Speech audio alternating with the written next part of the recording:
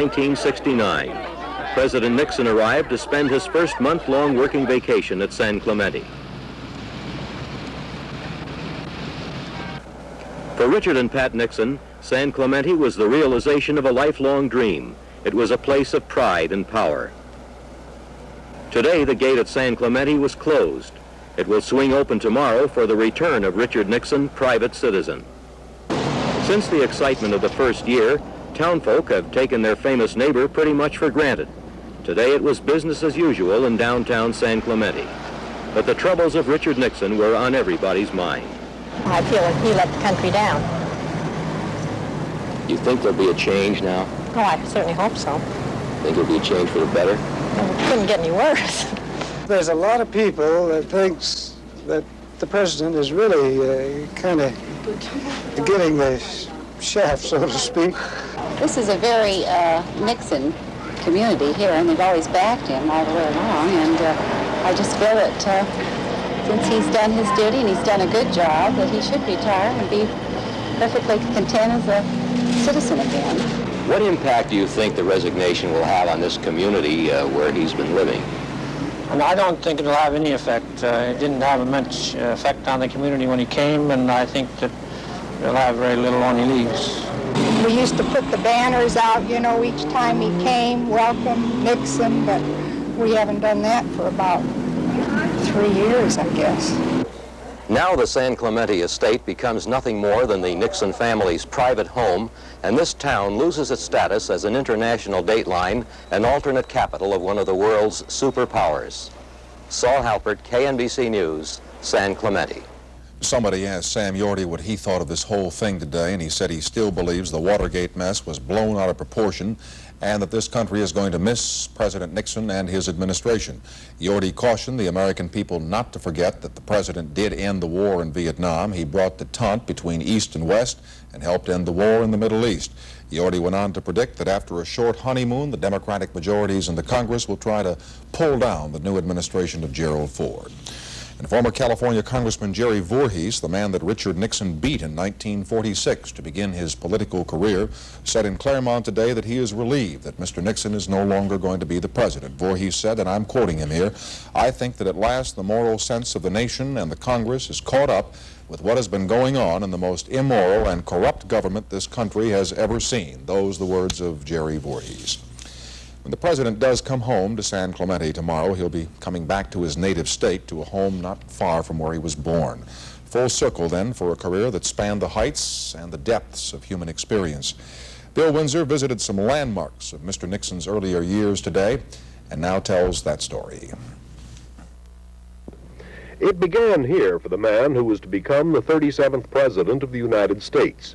The modest frame home, the birthplace of Richard Nixon, now a tourist attraction which attracts fewer people than it did when the stone markers were put in, attesting to the city's pride in Richard Nixon. Little is known of his early days. He did begin his education here, not in the new Richard Nixon School, but in a much smaller one. His mother once said he was a serious boy even then. The Nixons moved to Whittier, opening a gas station and store when Richard was about 9. After reading about the Teapot Dome scandal, he was about 12, he told his mother he would like to become a lawyer, an honest lawyer who couldn't be bought by crooks. He spent 4 years at Whittier College, majoring in history, excelling in debate, and playing football. He never got his letter, but his teammates said he never quit trying. One person who knew him in college describes him as bright, hard-working, and dedicated to success. He was the student body president, finished second in his graduating class, and won a scholarship to Duke University. After he received his law degree, he hung out his first shingle in La Habra. His old office, now home for the Chamber of Commerce, has been marked as a state historical landmark, but not officially designated yet. As a naval officer during World War II, he picked up the reputation as being the best poker player in the South Pacific. That training could have helped him later as he moved up through the political ranks, and despite some setbacks and some hard feelings, move up he did. In the best Horatio Alger traditions, the youngster from those humble beginnings in Yorba Linda became the most powerful and, for a time, one of the most respected men in the world. Bill Windsor, KNBC News, Whittier. I want you all to know that this is a terrible story, and I don't like it any more than you do. Now back to NBC News in New York, and we shall commence once again from here at 11 o'clock tonight. Thank you.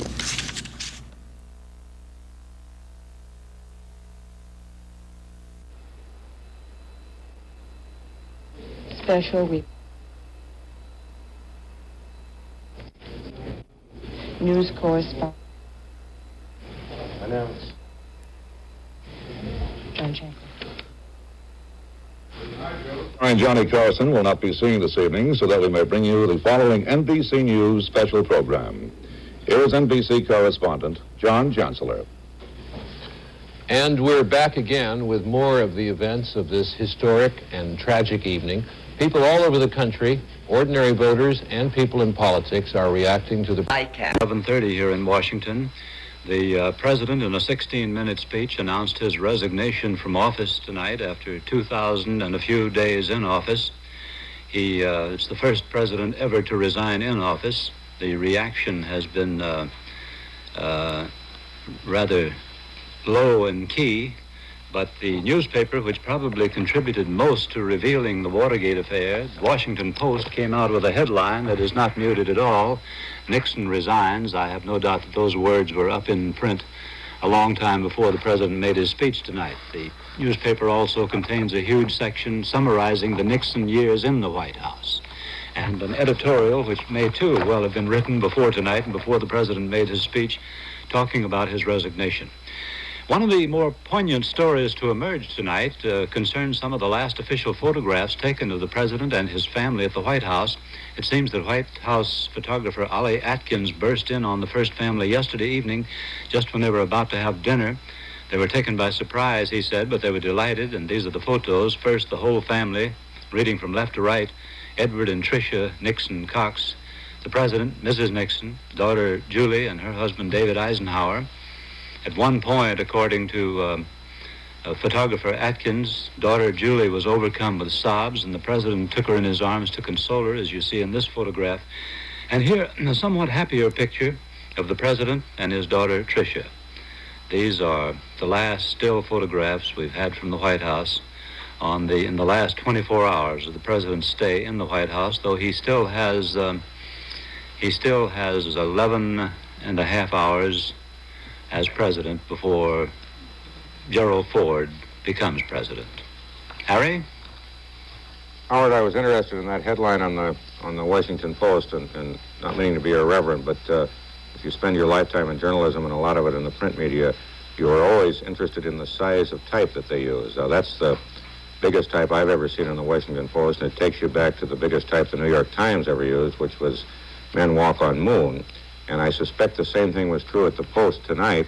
They actually do not have type that big. There is no such thing. So what they do is they set it in the biggest type they have, and then they take a photograph of it and enlarge it and make a cast of that. It used to be known, that kind of type used to be known irreverently in the profession of journalism as second coming type, for obvious reasons, and they save it for events of that nature. On headlines in the television world, I understand that there were 130 million people watching the president's speech tonight, which is said to be the second biggest television audience ever. The previous one was when the first man walked on the moon, and then they say 125 million people watched. Well, I don't know of anyone who wasn't watching, and we didn't have tonight, or at least so far as I know, we didn't have any substantial complaint at the cancellation of regular programming, which you have had at times of equally or maybe even more somber occasions in the past. Some people always would rather see the regular programs. The attention now and tomorrow turns, of course, to Gerald Ford, who appeared tonight to seemingly calmly accept his responsibilities. For the 8 months that he's been vice president, Gerald Ford has earned a reputation as almost an acrobat. He had to walk a political tightrope, pulled in one direction toward Richard Nixon, a man whom he called a great personal friend and an outstanding president, but pulling Ford in another direction were the Republican Party regulars, anxious to make Ford the savior of the Republicans' Watergate troubles if he could keep an arm's length from the president facing impeachment. ABC's Stephen Gear assesses how he did it. It was once traditional for the president to throw out the first baseball on opening day. That honor fell to Vice President Ford in Cincinnati, Ohio on April 4th, the day Hank Aaron hit the home run that tied Babe Ruth's record. Aaron and Ford may have something in common. For more than 20 years, both have been outstandingly successful in their public careers, yet neither gained much public recognition. Now, for both men, all that has changed. Ford himself has changed from those early days of his vice presidency when he swore allegiance to Mr. Nixon. He often expressed confidence back then that the president would be cleared of any personal involvement in Watergate. By the same token, few expected Ford to become personally involved in the president's defense. The polls are bad enough, but a few extreme partisans seem determined to make the situation worse. They seem bent on stretching out the ordeal of Watergate for their own purposes, whatever they may be. While the American Farm Bureau Federation... The speech was a disappointment to those who felt Ford was letting himself be dragged into the Watergate affair. A coalition of groups like the AFL-CIO, the Americans for Democratic Action, and other powerful pressure groups or organizations is waging a massive propaganda campaign against the President of the United States. Ford later conceded that the controversial speech had been drafted by Nixon aides. Even in Grand Rapids, Michigan, where Jerry Ford is a hometown hero, the local newspaper said he had been sandbagged by the White House. The editorial urged him to put some distance between himself and the president on Watergate. Ford began to back off. A few days later, he told newsmen, "I'm running my own show." He started by hiring his own speechwriters.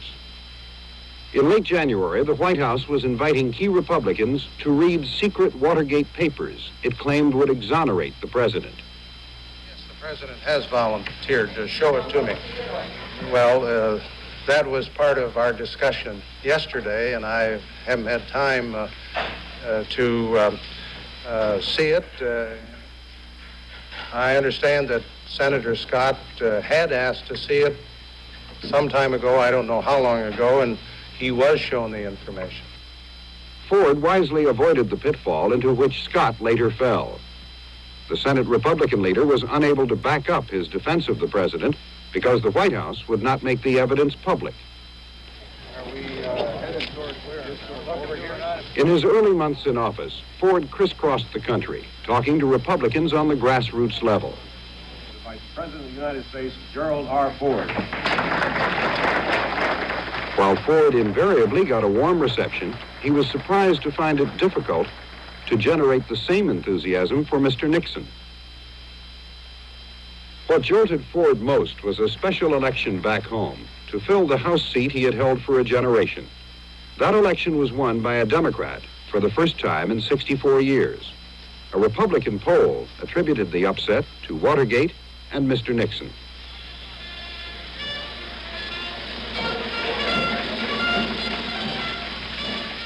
To halt what he called a Democratic stampede, Ford campaigned in the next special election in Ohio.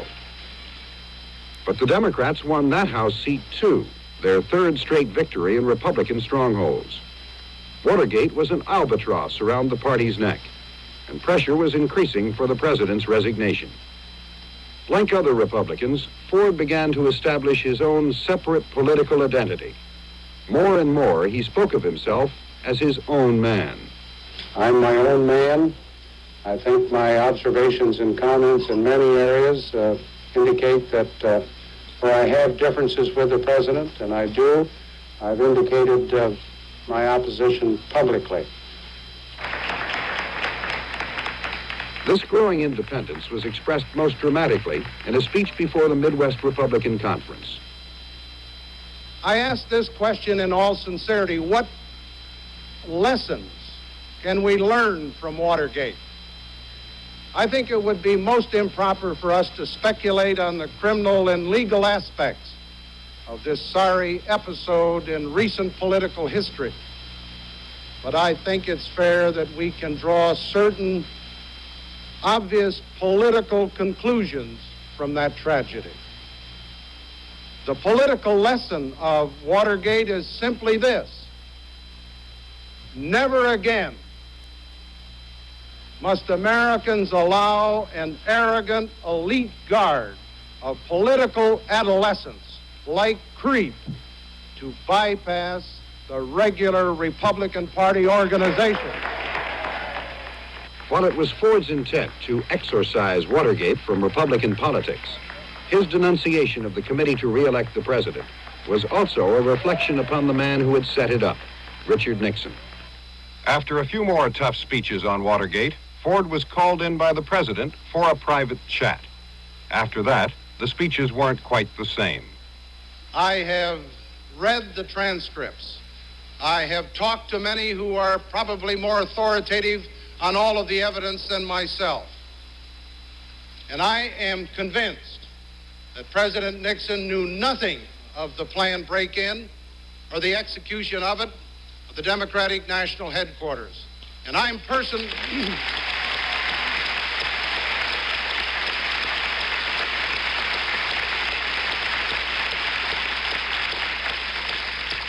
And it's my judgment that the evidence is overwhelming that he had nothing to do with the so-called cover-up. So the president, in my judgment, is innocent and will be exonerated. Ford maintained a show of loyalty even on the night the House Judiciary Committee voted to impeach the president for obstruction of justice. Mr. Vice President, it's cliche, I know, but you are a heartbeat away from the presidency. Do you feel any closer to the presidency tonight?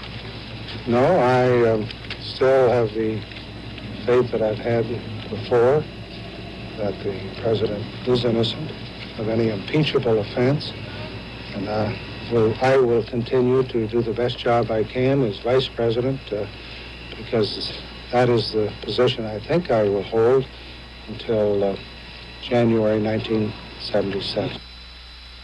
A little more than a week later, Ford, always accessible to newsmen, was declining comment on impeachment or resignation. The president had released tapes showing he had been less than frank with the American people and with Gerald Ford. It was just this week that Vice President Ford said that he thought it no longer served the public interest for him to reiterate his previously expressed positions in defense of the president. And then tonight, only about 15 minutes after President Nixon announced he would resign and that Gerald Ford would become president, he came out in front of his suburban home to talk. Let me say without any hesitation or reservation that the policy that has achieved peace and built the blocks for future peace will be continued as far as I'm concerned as President of the United States. We've been fortunate in the last 5 years to have a very great man in Henry Kissinger who has helped to build the blocks of peace under President Nixon. I think those policies should be continued. And those policies of peace will be continued. I have asked Henry Kissinger, as Secretary of State, to stay on and to be the Secretary of State under the new administration. I've known Henry Kissinger for a great many years. I knew him before he came with the Nixon administration. I want him to be my Secretary of State, and I'm glad to announce that he will be the Secretary of State,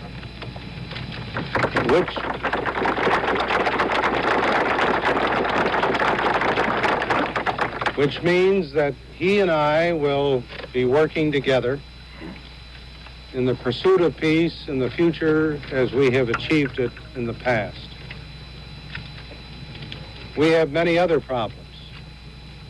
We have problems at home which must be resolved. And they can be resolved and will be resolved by the cooperation of the Congress with the President and those that work with him. I've been very fortunate in my lifetime in public office to have a good many adversaries in the political arena in the Congress. But I don't think I have a single enemy in the Congress. And the net result is that I think tomorrow I can start out working with Democrats and with Republicans in the House as well as in the Senate to work on the problems, serious ones, which we have at home. And the spirit of cooperation, which I believe will be exhibited with the Congress and the new president on the Take the pledge. Switch to Ralph's. We pledge to serve the individual needs of your neighborhood. Take the pledge. Switch to Ralph's, the supermarket. If you just start looking up, you'll find more good things here in this country than anywhere else, including the best drink. Right now, isn't that a pleasant thought? Look up, America, see what we've got. There in the sunny side of living, look for the best, yeah, live life refreshed. Look for the real thing, like Coca-Cola, it's the real thing. Tomorrow at 3:30 on Channel 7, Doris Day and Richard Widmark get lost in the tunnel of love. It's the 3:30 movie. See it on Channel 7 KABC TV, Los Angeles.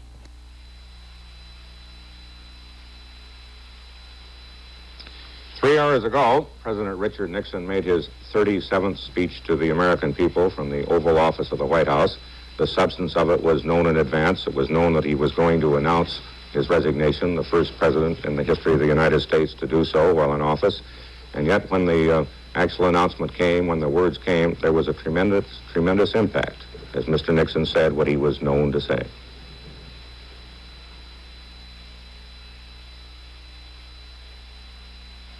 I have never been a quitter. To leave office before my term is completed is abhorrent to every instinct in my body.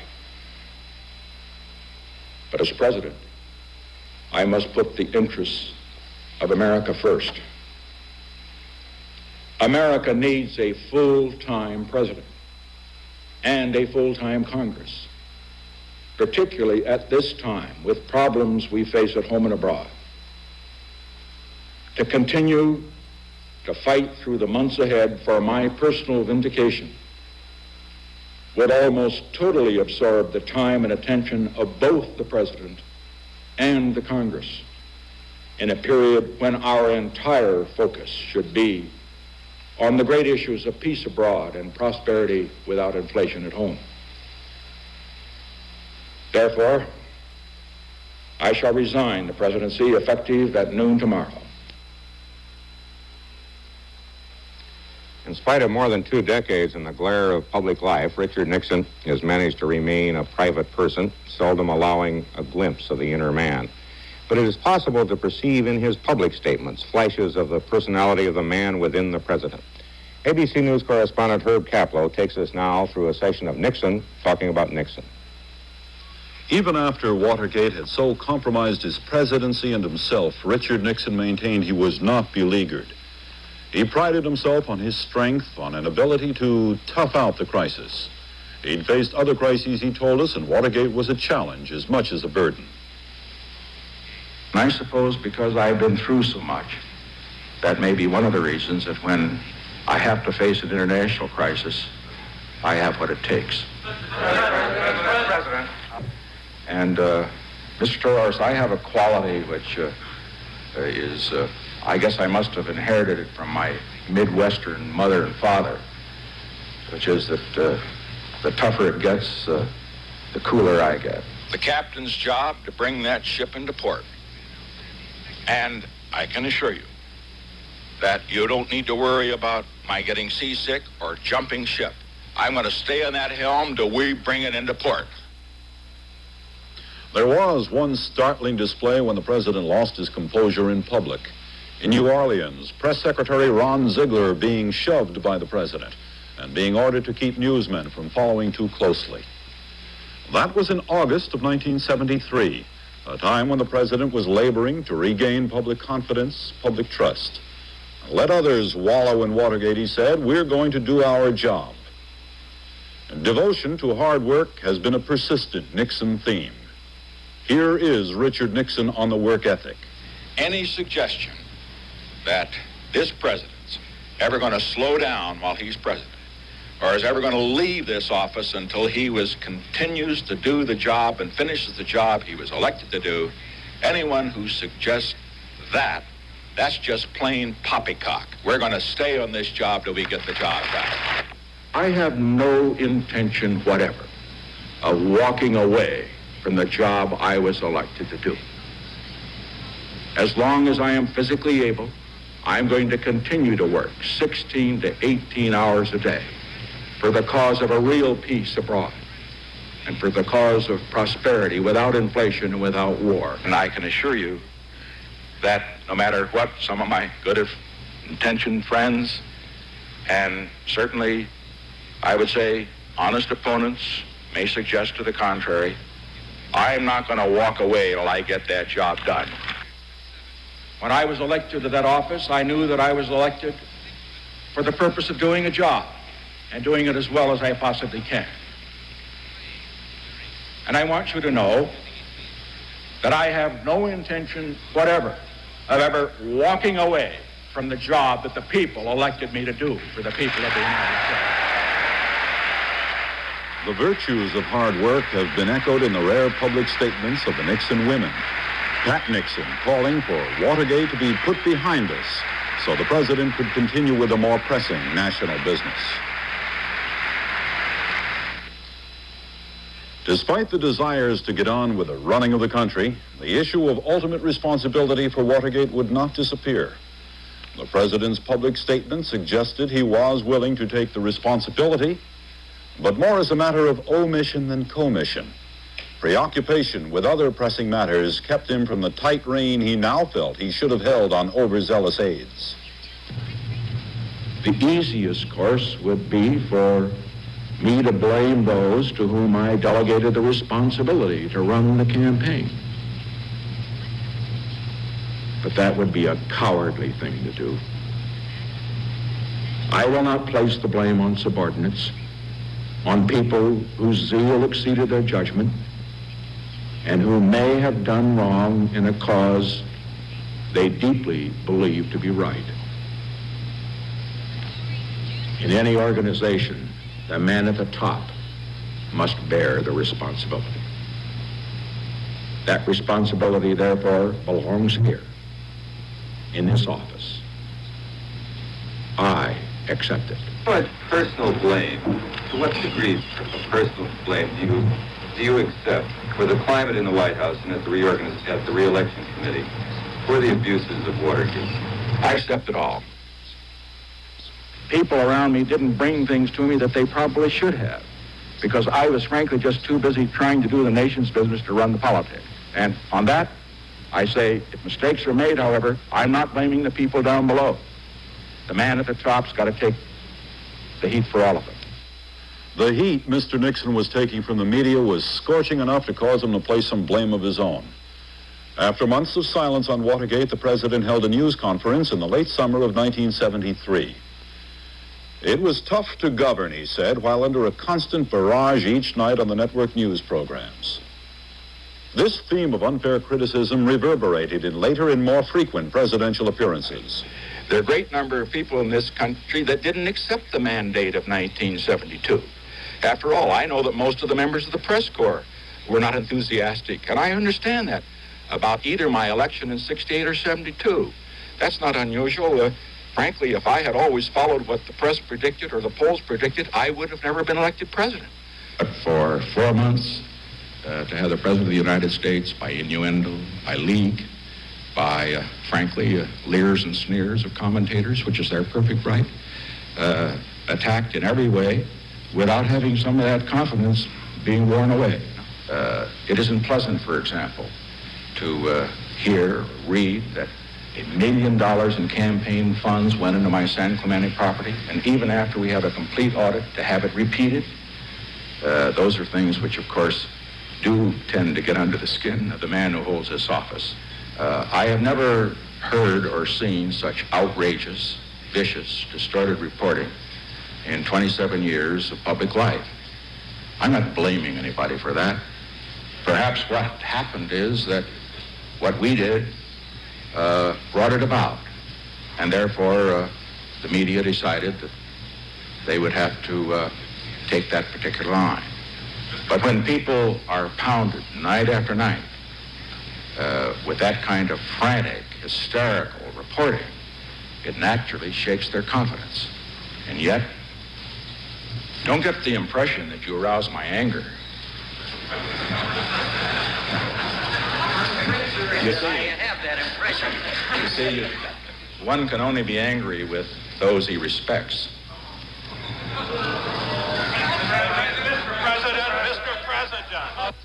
Whatever his complaints, whatever his standing in the public opinion polls, the president publicly maintained he was not worried. He spoke, though, of the danger of being obsessed with the past, and for his part, he said he was confident the verdict of history would be in his favor. Will I consider resigning? The answer is no, I shall not resign. I have 3.5 years to go, or almost 3.5 years, and I'm going to use every day of those 3.5 years trying to get the people of the United States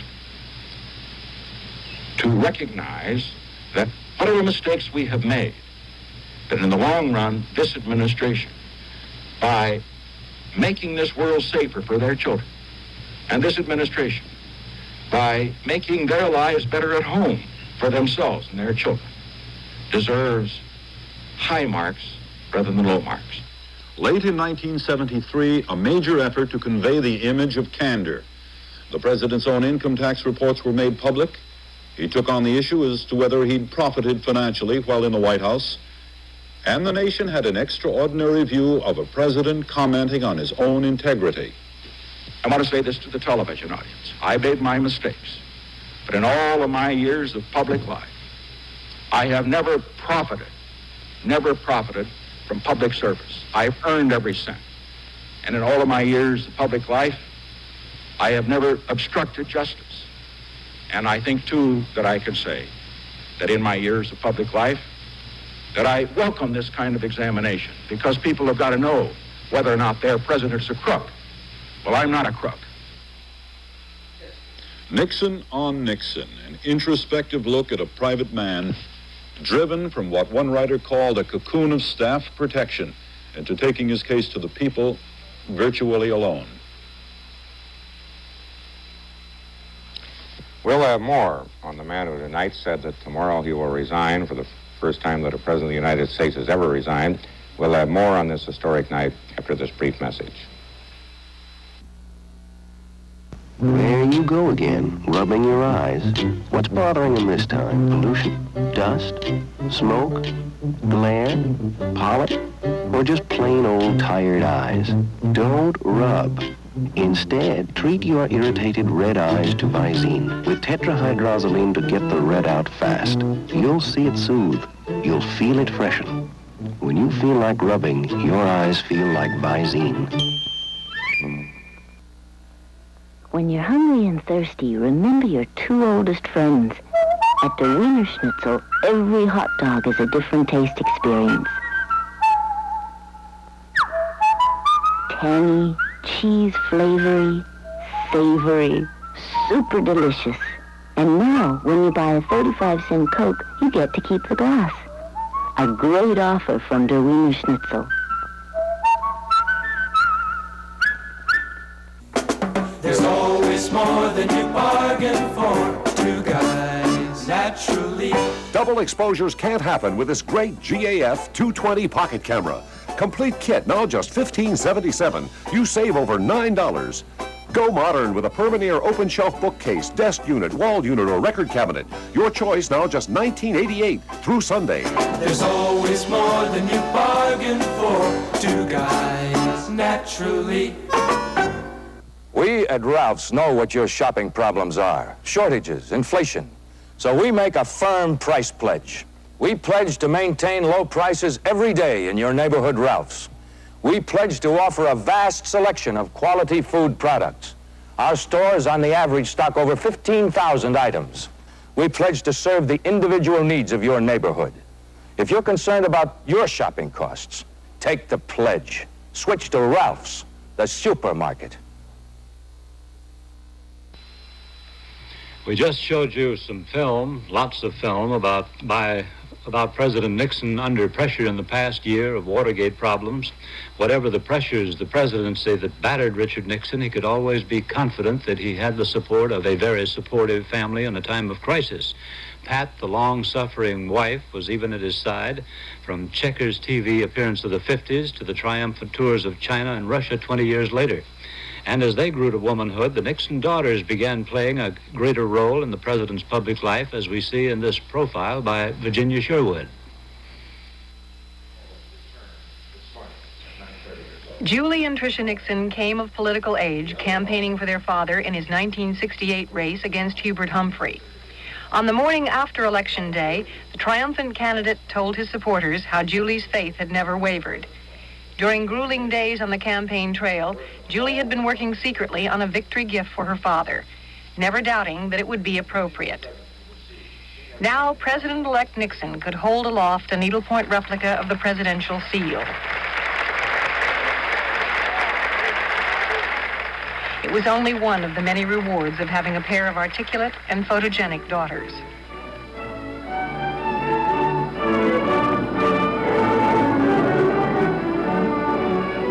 The nation had a rare close-up look at the older of the Nixon girls during Tricia's storybook wedding in the Rose Garden of the White House. Tricia customarily shunned the political spotlight, but when her father was fighting for his political life, she spoke out loyally in his behalf. My father has done nothing impeachable.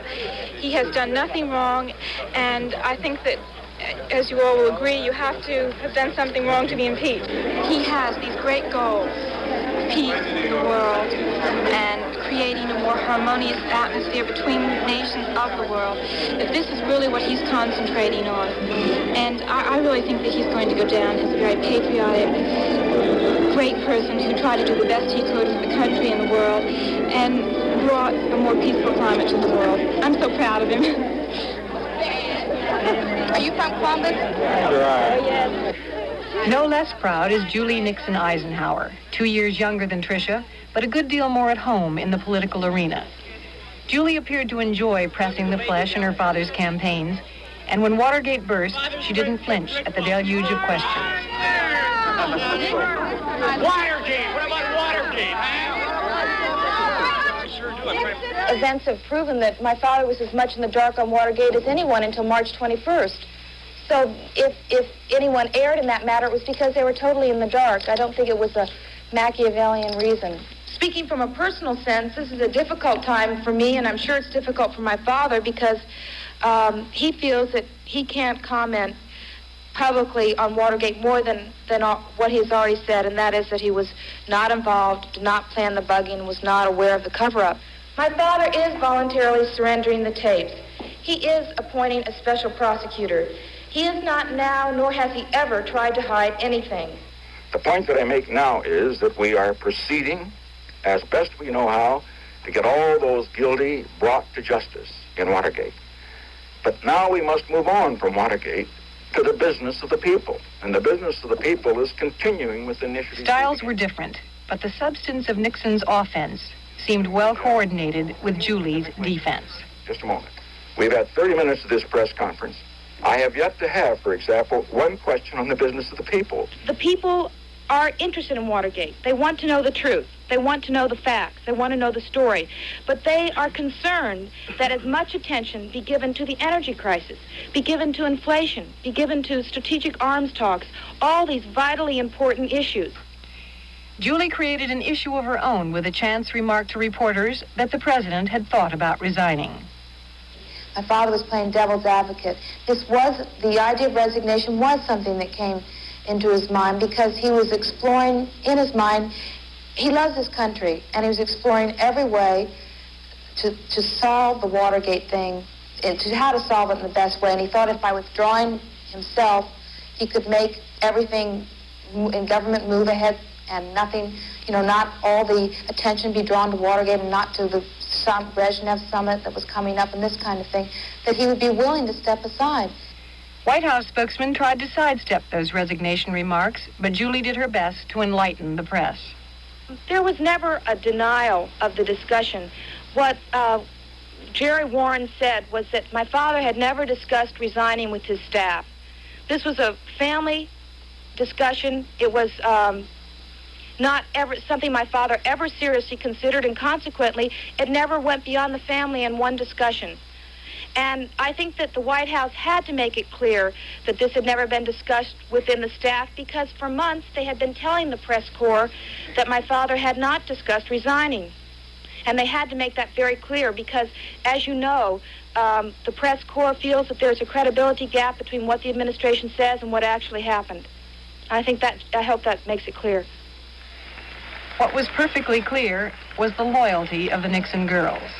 And for a beleaguered president, no small comfort in knowing that he could always count on the unwavering faith of his daughters. In May of this year, Julie was angered by what she called the media obsession with her father's resignation, told reporters in the Rose Garden at the White House that her father would take his case down to the wire and would continue to fight if even there was only one senator who supported him. Well, of course, he changed his mind tonight and didn't wait to find out whether there was one or one-third of the senators who would support him. We told you about Ron Ziegler's last press conference a short time ago. Ziegler gave that final briefing to reporters in the White House briefing room. Here now is the tape of that event.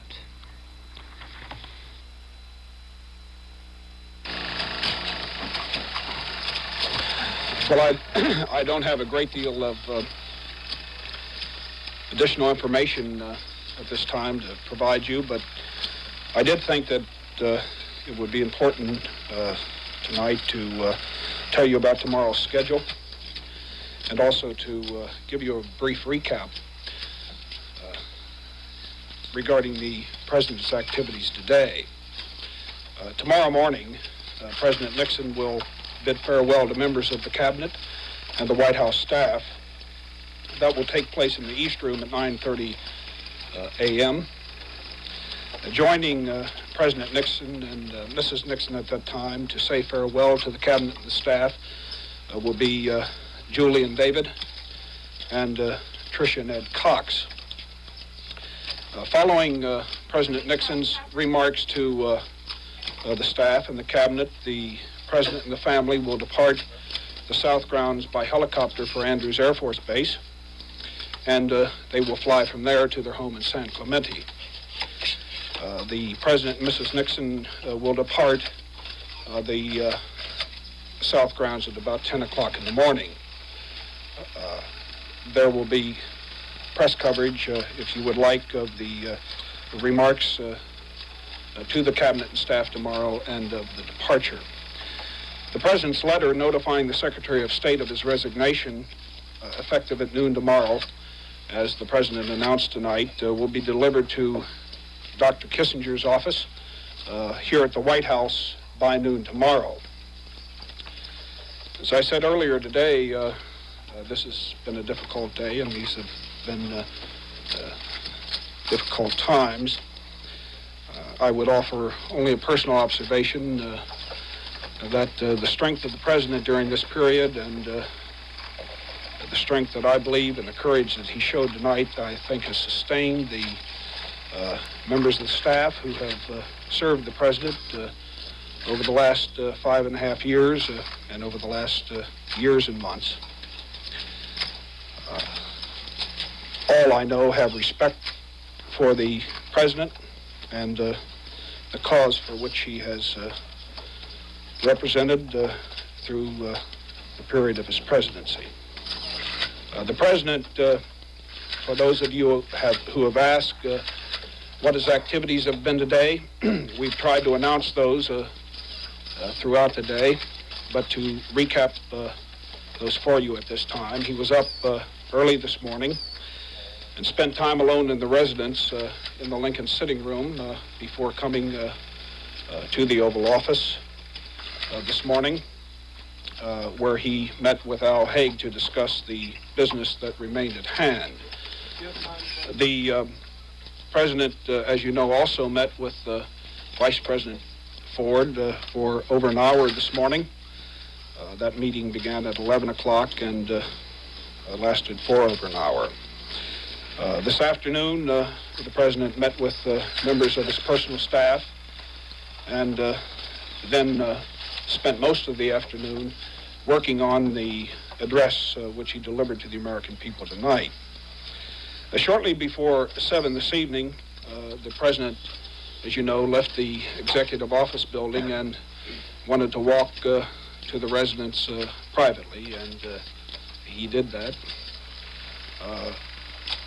After spending some time in the residence, he met with the leadership of the Congress. The first meeting was held at 7:30, and then the final meeting with the members of Congress was held at 8 o'clock tonight, both meetings in the Cabinet room. Mr. Warren has provided to the press the names of those leaders who attended the meetings.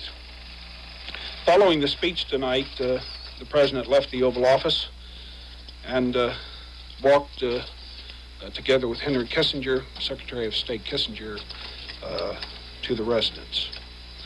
Tricia and Ed and Julie and David and Mrs. Nixon watched the President's address tonight on television from the residence, or I should say in the residence. I believe that's the general rundown on the President's schedule today.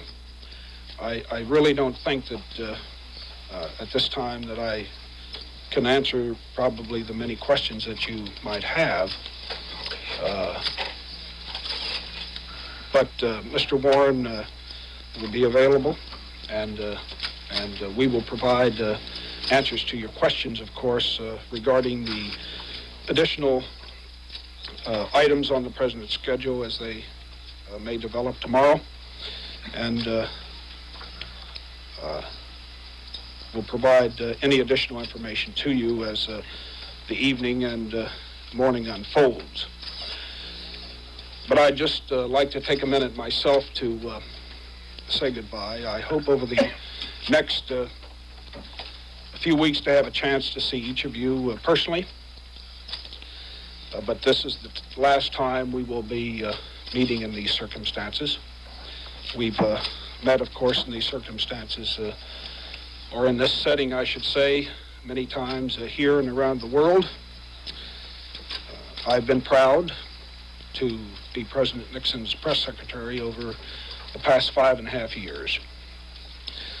I've tried to be professional, as all of you are professional, and I hope I've never underestimated the difficulty of your jobs or the energy and intelligence you bring to them. We've been through many difficult times together, and we've been through many historic times together. And I know that I'll remember the good ones, and I hope you will too. And I'd like to just conclude by saying that whatever our differences have been, I believe that there are no simple answers to the complex questions that this period poses. But above all, I think I take away from this job a deep sense of respect for the diversity and strength of our country's freedom of expression and for our free press. Mr. Warren will be providing to you later this evening any additional announcements that we have. And at 12 noon tomorrow, a new man will take this place. And I might say that it's been an honor to be here. Thank you very much. Well, Brian, can you tell us when the President made his decision? Does he know that? Ron Ziegler in the last few months has lost a great deal of weight. He's taken up motorcycling. In Nixon's last year in office, Ziegler rose from being just press secretary to being one of the president's two topmost White House aides, Al Haig being the other. In the cabinet, the president was lucky to have in this time of trouble three very able men in the three topmost cabinet jobs, Kissinger in State, Schlesinger in Defense, and Simon in the Treasury. Gerald Ford, who now needs 11 and a half hours before he becomes president, made his first formal appointment tonight, naming Gerald Terhorst, Washington bureau chief for the Detroit News, to be his White House press secretary. Terhorst said that Ford asked him today to accept the job on a transitional basis, but indicated the appointment would be permanent if he wants to stay in the job. Terhorst said that Paul Miltich, who has served as spokesman for Ford over the last several years, will stay on as part of the White House staff. So President-to-be Ford has now made his first appointment after saying he would keep Kissinger's in state. ABC News will be back with more coverage of President Nixon following station identification. This is ABC.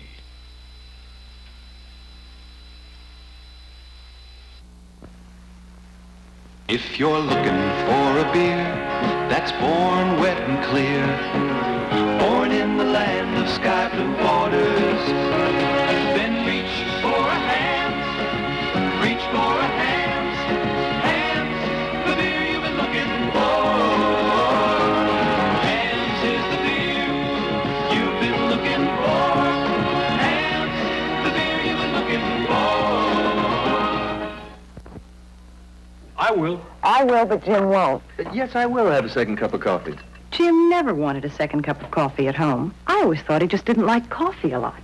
But that night I realized he just didn't like my coffee a lot. So now I use U-Ban. U-Ban blends some of the world's richest beans, like sun-ripened Colombians, for a deep, deliciously rich cup of coffee. Yes, I will. You will what? I'll have a second cup of your coffee. U-Ban, with richness worth a second cup. Channel 7 KNBC TV, Los Angeles.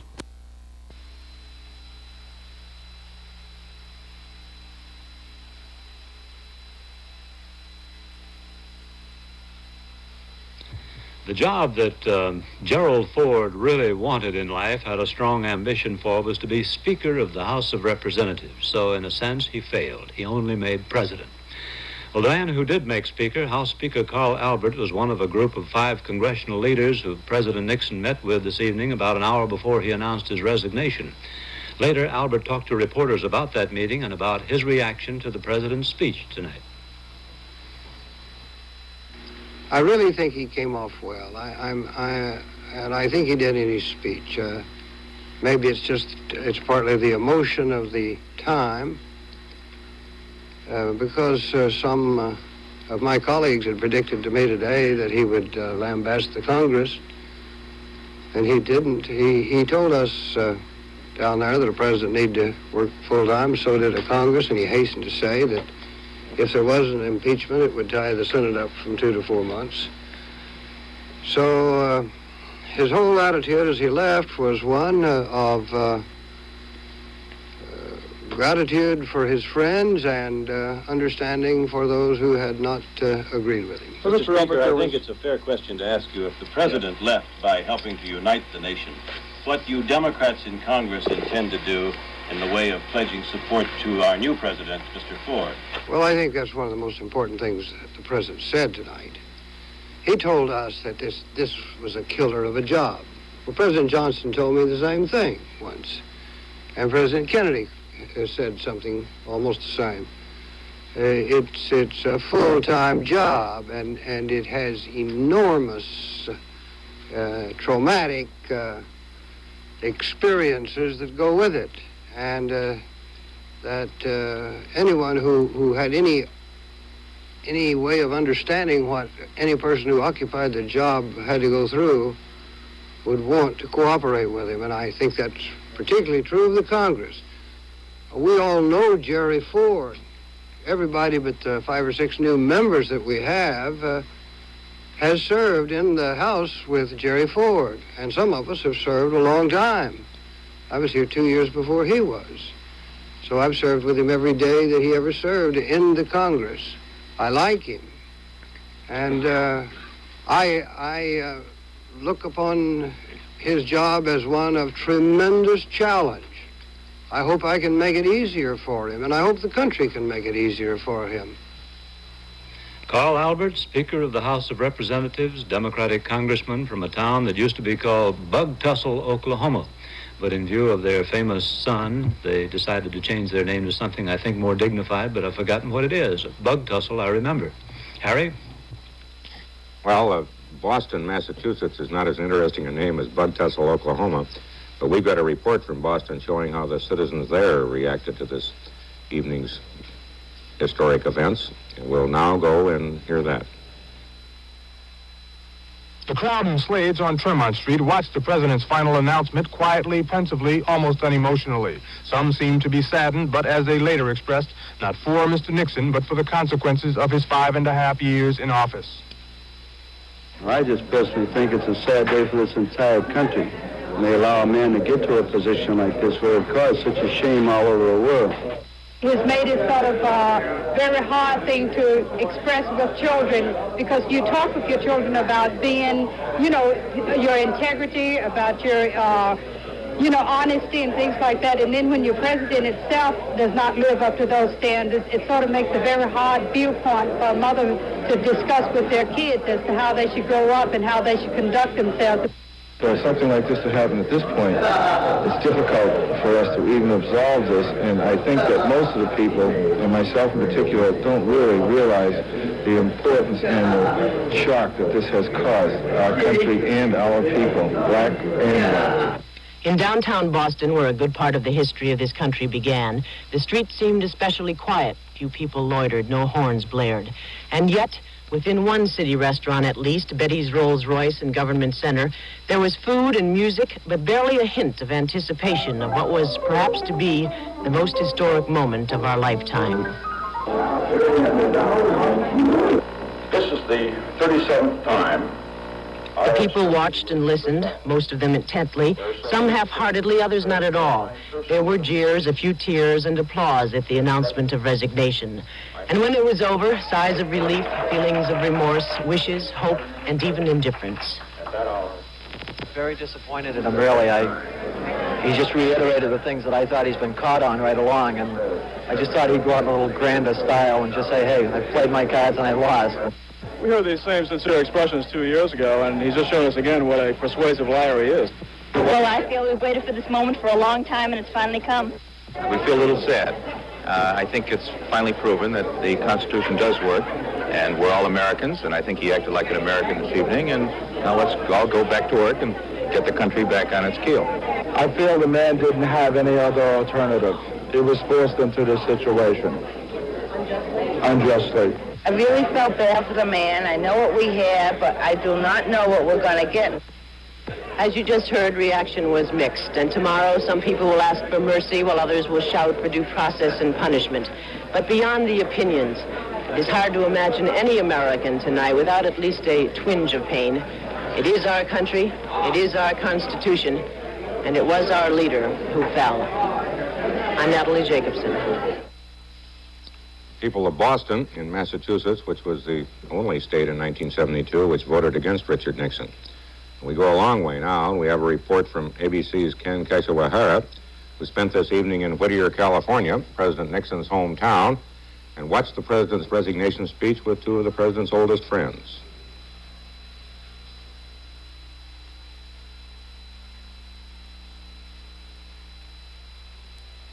Good evening. This is the 37th time I have spoken to you from this office. Clint Harris is probably Richard Nixon's best friend in Whittier, California, the president's hometown. He was a classmate of Nixon's in college and has maintained close ties with him ever since. And tonight, as he and his wife watched the speech, both reacted as friends of Richard Nixon, the man. I think the speech left me with great sorrow and also great pride. I agreed with him more than 100% when he said he was no quitter, because I've known him so long and knew that he never was a quitter in tough times. But as he says, he felt that it was good for the nation, and I feel that he sincerely felt that, and it certainly is true that the nation's been without leadership either from him or the Congress or Senate for quite some time, and it's important to get it into good leadership. I take him at his word as to why he resigned, that he was doing it for the good of our nation, and I respect him for it. If I could have my desires, it would have been for him to have continued through the Senate and, of course, won. But it doesn't look like that was one game that could have been won as we see it right now. Richard Nixon and Clint Harris played football for Whittier College 40 years ago. The coach then was Wallace Newman, number 53. He, too, has remained a close Nixon friend, and on this historic day was angry. This man has gotten himself involved in the politics of the nation, and they've roughed him up plenty, and when they've roughed him up, they've roughed some of the rest of us up, because we believe in the man. You sound somewhat bitter, are you? I am bitter. I think we've done a dirty trick to a man, to a good man. Certainly, here's a good family man. This is one of the nicest families that have been in that White House in years, 50 years. And he's coming out of it with a lot of people thinking that he's a stinker. And the family record, I think, is, well, I'll put it against any of them. Any of the presidents clear back to Coolidge's time. Ken Kashiwahara, ABC News, Whittier, California. Richard Nixon's old football coach, one of what must be a substantial number of people, no matter what the president's popularity has shrunk to, a substantial number of people who feel extremely sad and somehow deprived at tonight's events. Now, 3.5 hours ago, and 3 hours and 3 hours and 40 minutes ago, and President Nixon announced that he would become the first American president to resign. That